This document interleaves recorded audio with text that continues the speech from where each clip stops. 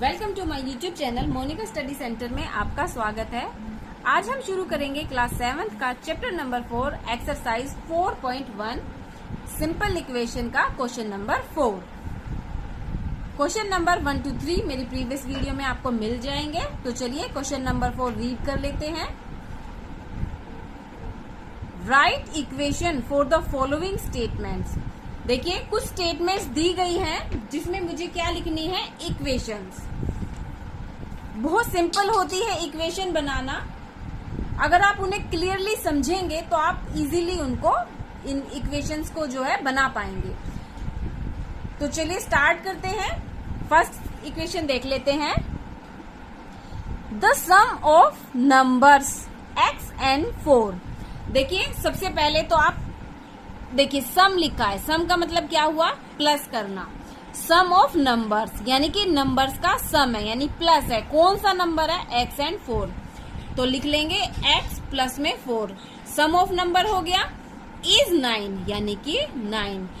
इन्होंने बोला है कि कोई दो नंबर हैं x और 4 जिनका सम क्या है 9, यानी कि इन दोनों को अगर मैं प्लस करती हूँ तो क्या मिल जाता है 9। बहुत सिंपल इक्वेशन है।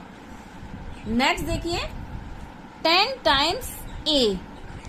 10 टाइम्स, जब भी किसी नंबर को टाइम्स में बोला जाता है यानी कि वो सेम नंबर उतनी बार लिखा गया है। 10 टाइम यानी कि a को कितनी बार लिखा गया है, 10 टाइम, यानी कि 10 टाइम a। ठीक है, 10 टाइम a अगर हम लिखते हैं तो मुझे क्या मिल जाता है 70। अब देखिए जैसे कि 10 ही है, यहाँ a की वैल्यू क्या आएगी 7। अगर मैं 7 को 10 टाइम्स अगर मैं लिखती हूँ तो मुझे क्या मिल जाएगा 70, यानी कि 10 टाइम a जो है वो है 70। नेक्स्ट देखिए 3/4 ऑफ t।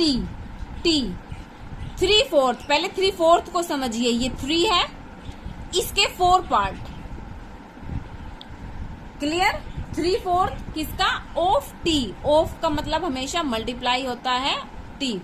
कितना आएगा आंसर में 15, यानी कि t का मैं 3/4 करती हूं तो मुझे क्या मिलता है 15। तो मैं इसे ऐसे भी लिख सकती हूँ 3/4 t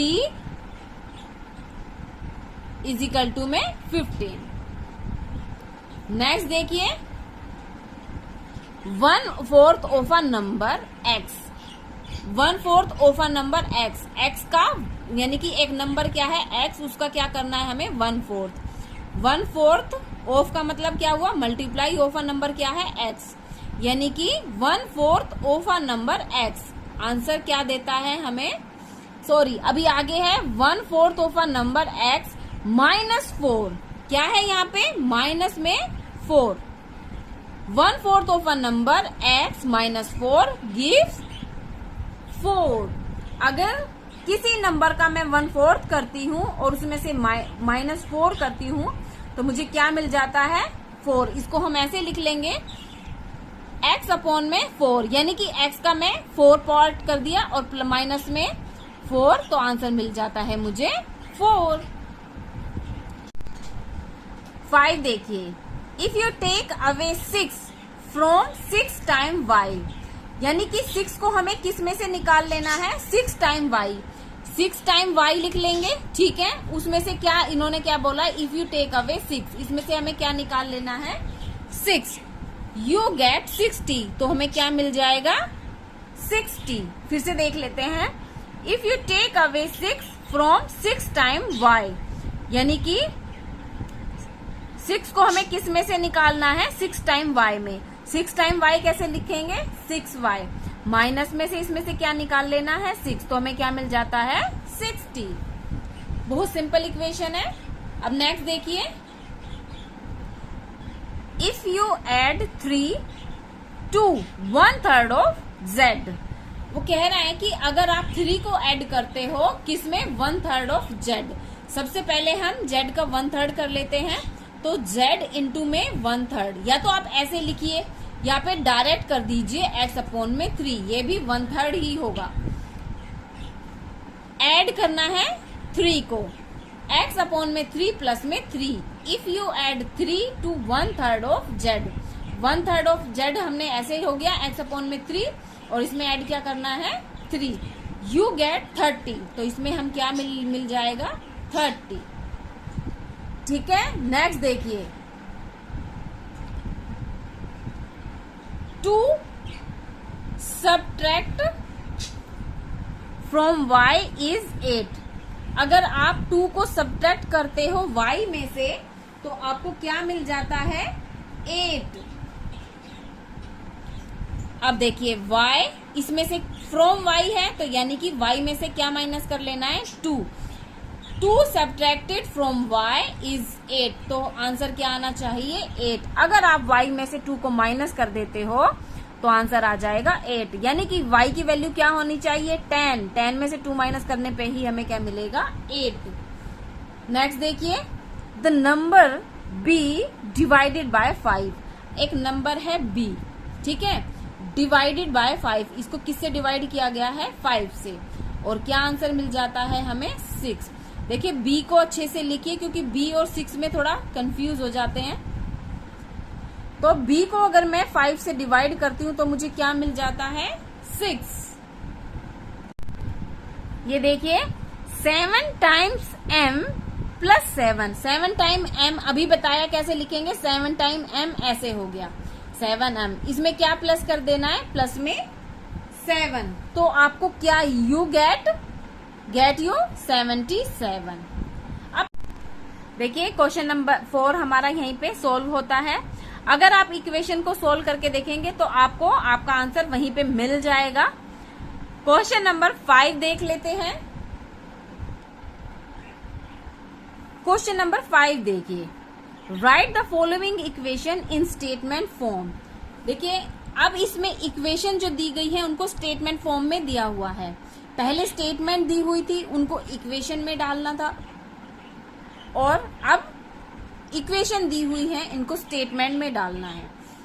अगर आपको स्टेटमेंट को इक्वेशन में डालना अगर इजी लगा होगा और वहां से कुछ समझ में आया होगा तब आप इनको इक्वेशन में इजीली लिख पाएंगे, सॉरी स्टेटमेंट में। तो चलिए सबसे पहले हम फर्स्ट इक्वेशन देख लेते हैं और हमें इसमें इसको किस में लिखना है स्टेटमेंट में।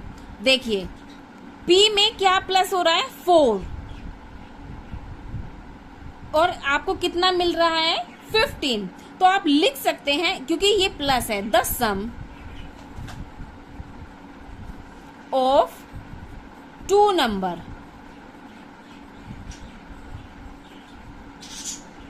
कौन से नंबर हैं p एंड 4, ठीक है। सम ऑफ 2 नंबर क्या है p एंड 4 इज 15, ठीक है। पहली स्टेटमेंट इजी थी। अगर आपका इस तरह से सम आता है कि प्लस में दिया गया है तो आप इजी लिख सकते हैं कि द सम ऑफ 2 नंबर। अब आप देखिए ये क्या है माइनस में है, ये क्या किया गया है माइनस किया गया। तो इसको हम ऐसे नहीं लिख सकते कि यहाँ पे देखिए सम है यानी कि जोड़ना है, तो इसके हम यहाँ पे सब्ट्रैक्ट का कुछ भी नहीं लिख सकते कि द सब्ट्रैक्ट ऑफ 2 नंबर, क्योंकि सब्ट्रैक्ट में हमेशा बड़ा नंबर आगे आता है और छोटा नंबर पीछे जाता है। तो आप लिख सकते हैं कि 7 जो है उसको सब्ट्रैक्ट किया गया है। 7 सब्ट्रैक्टेड किस में से फ्रॉम m, ठीक है। 7 को किस में से सब्ट्रैक्ट किया गया है m में से, इज 3। तो क्या है आंसर 3। आपने ऐसा सेम क्वेश्चन आपने पहली इक्वेशन में भी, फोर्थ कम नंबर क्वेश्चन में भी देखा था जिसमें ऐसी स्टेटमेंट दी हुई थी। तो 7 सब्ट्रैक्टेड फ्रॉम m इज 3। अब आप ये देखिए जब मल्टीप्लाई था तो हर बार क्या आ रहा था टाइम्स आ रहा था, यानी कि 2 टाइम्स m इज 7। बहुत इजी है कि 2 टाइम m का m जो है वो किसके क्या है, उसका आंसर 7। नेक्स्ट देखिए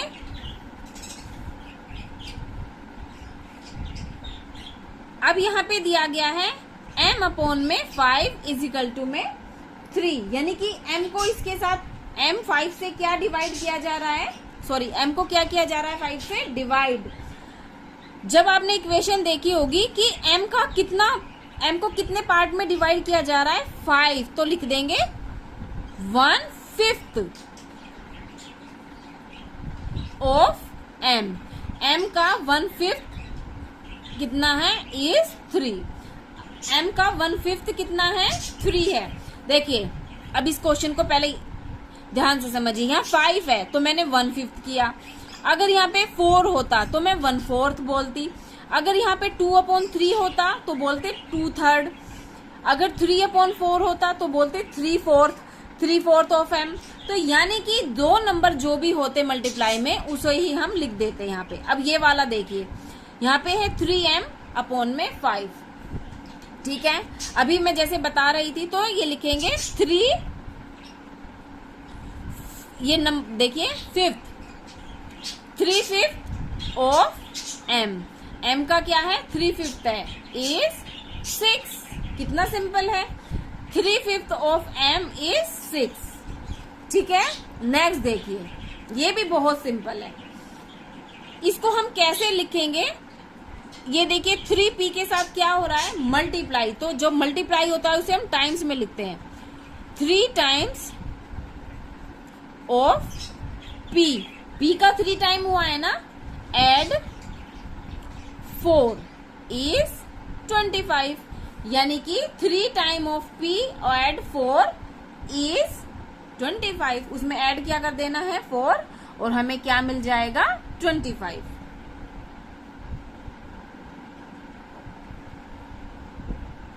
नेक्स्ट देखिए, सेम है।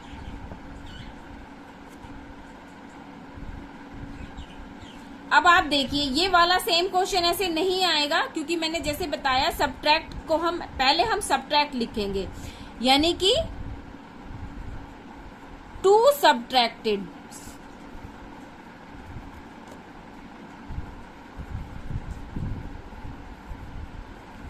टू को सब्ट्रैक्ट किया गया है किस में से, फ्रॉम 4 टाइम p, ठीक है। You get 18। अगर 2 को सब्ट्रैक्ट किया जाए फ्रॉम 4 टाइम p में से तो आपको क्या मिल जाता है, 18। अब ध्यान रखिएगा, ऐड वाले की स्टेटमेंट अलग होती है और सब्ट्रैक्ट वाले की अलग होती है।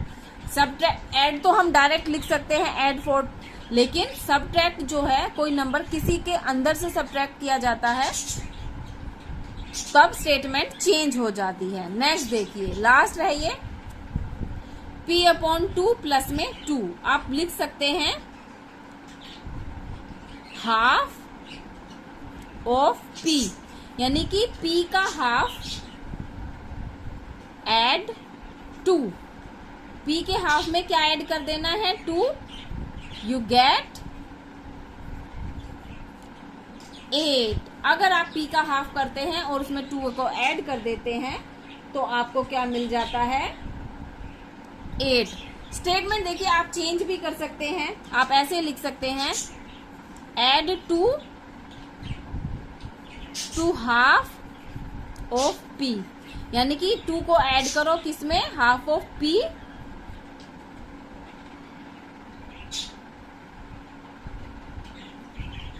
add 2 to half of p, you get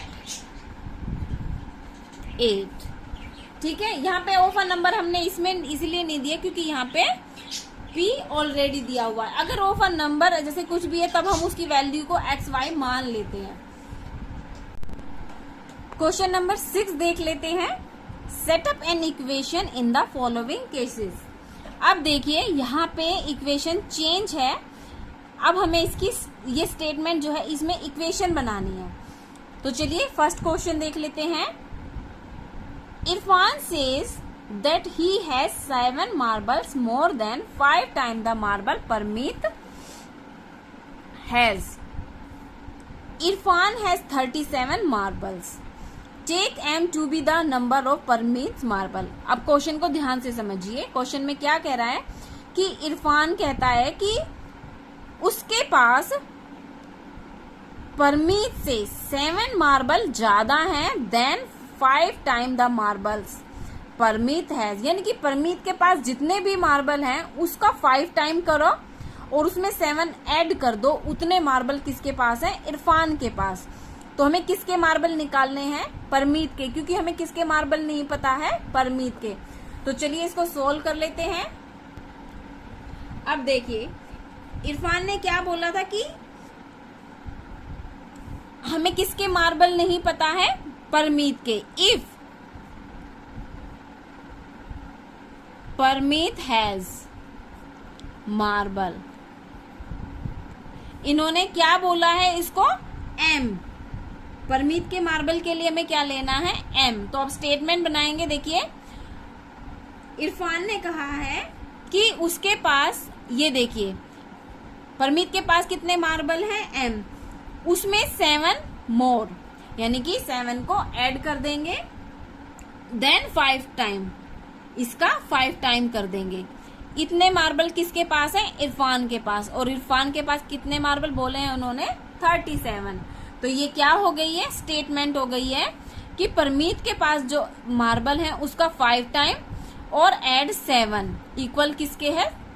Irfan के मार्बल की। तो चलिए देखिए क्वेश्चन नंबर 1 की स्टेटमेंट यहाँ पे सोल्व हो गई है। क्वेश्चन नंबर 2 देख लेते हैं। नंबर 2 देखिए, Lakshmi's father age is 49 years old. Lakshmi के फादर की एज कितनी है? 49 years old. He is 4 year older than 3 time Lakshmi's age. Take Lakshmi age to be Y. यहाँ पे हमें किसकी एज नहीं मालूम है? लक्ष्मी की। वो कह रहा है कि लक्ष्मी की जो एज है, उसके फादर की जो एज है वो लक्ष्मी की एज से एक तो 3 टाइम अधिक है और दूसरा 4 टाइम ज्यादा, यानी कि लक्ष्मी की एज को हम 3 टाइम से मल्टीप्लाई कर देंगे 3 से और 4 ऐड कर देंगे, तो जो एज निकलेगी वो किसकी है? लक्ष्मी के फादर की। तो चलिए इसे सोल्व कर लेते हैं। अब देखिए इसमें हमें लक्ष्मी की एज नहीं मालूम है, तो let the Lakshmi age is, इसमें क्या माननी है? लक्ष्मी की एज y। अब स्टेटमेंट बनाते हैं। तो देखिए y लक्ष्मी की एज है, उन्होंने बोला है उसका 3 टाइम और प्लस में 4, क्या एज निकल के आएगी? 49।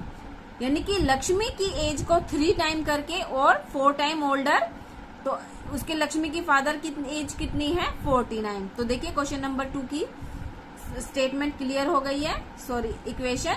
अब इसका 3 पॉइंट देख लेते हैं। 3 पॉइंट देखिए, the teacher tells the class that the highest marks obtain bye a student in her class is twice the lowest marks plus 7। वो कह रहा है कि टीचर ने बताया कि जिस बच्चे ने हाईएस्ट मार्क्स लिए हैं वो जिसने लोएस्ट मार्क्स मिले हैं उसका ट्वाइस है और प्लस में 7 है। The highest score is 87। Take the lowest score to be L। हमें क्या नहीं पता? लोएस्ट स्कोर नहीं पता है, तो उसको हमें क्या मान लेना है? L। तो चलिए स्टेटमेंट बना लेते हैं, सॉरी इक्वेशन। तो चलिए देख लेते हैं इसमें क्या है। Let the lowest score is equal to में, इन्होंने क्या बोला? इसको क्या मानना है हमें? L। तो अब स्टेट इक्वेशन देखिए, टोटल स्कोर, हाईएस्ट स्कोर कितने हैं? 87। अब वो बोला है कि जो लोएस्ट स्कोर है उसका ट्वाइस और प्लस में 7, ठीक है। लोएस्ट स्कोर जो है जिसको हमने L माना है उसका ट्वाइस और प्लस में 7 ऐड कर देंगे तो हाईएस्ट स्कोर हमारे उतने हैं। तो देखिए क्वेश्चन नंबर 3 की स्टेटमेंट इक्वेशन क्लियर है। अब हम 4th क्वेश्चन देख लेते हैं। क्वेश्चन नंबर 4 देखिए, in an isosceles triangle the vertex angle is twice either base angle. जो आइसोसेलेस ट्राइंगल जो होता है, सबसे पहले उसको देखिए। आइसोसेलेस जो ट्राइंगल होता है उसमें ये वाले 2 एंगल जो हैं वो इक्वल होते हैं इसके। मान लीजिए ये 60 है तो ये 30-30 के होंगे, ये 90 है तो ये 45-45 के होंगे, और ट्राइंगल के जो एंगल हैं उनका टोटल हमेशा क्या होता है 180 डिग्री। ठीक है, उनका टोटल क्या होता है 180 डिग्री। तो इन्होंने बताया है कि जो वर्टेक्स एंगल है वो बेस एंगल या तो ये या ये इसका ट्वाइस है। ठीक है, तो चलिए इसका सॉल्यूशन देख लेते हैं। इन्होंने कहा है let the base angle to be B in degree. इसको क्या मान रहा है बेस एंगल को बी। तो चलिए सॉल्यूशन देख लेते हैं।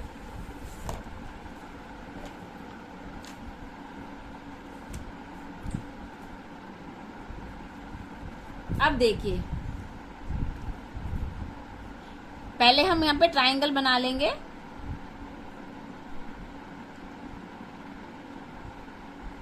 ये इक्वल है इसके। ठीक है, ये वर्टेक्स एंगल है। Let the base angle, base angle कौन से हैं ये, इसको क्या मान लेंगे हम x। ठीक है, अब देखिए गिवन है vertex angle is twice of base angle, यानी कि वर्टेक्स एंगल जो है बेस एंगल का ट्वाइस है। तो हम क्या कर देंगे 2x। बेस एंगल हमने क्या माना है x, तो वर्टेक्स एंगल क्या हो गया 2x। तो देखिए ये आ गया हमारा 2x, ये x है। अगर ये x है तो ये भी क्या हो जाएगा x हो जाएगा, क्योंकि ये दोनों मैंने क्या बताया है इक्वल होते हैं। तो अब देखिए सॉल्यूशन देखिए, तो देखिए अब हम लिख लेंगे sum of all angle is equal to में 180 डिग्री। ठीक है, तो 2x plus x degree plus में x degree is equal to है 180 डिग्री।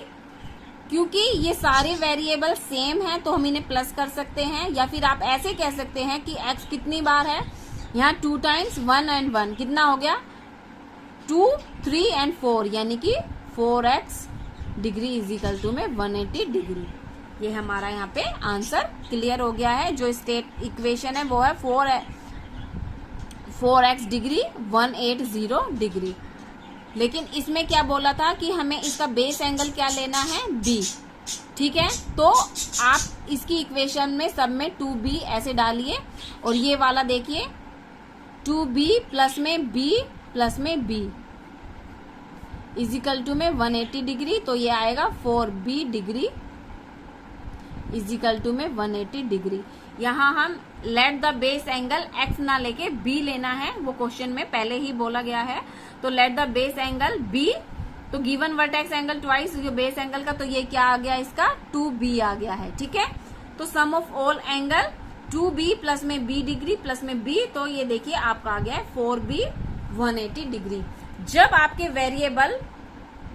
आपके वेरिएबल सेम होंगे, यानी कि देखिए तीनों ही b हैं, तभी हम इनको प्लस कर सकते हैं। अगर इनमें वेरिएबल चेंज हो जाते हैं तो हम उन्हें प्लस नहीं कर सकते।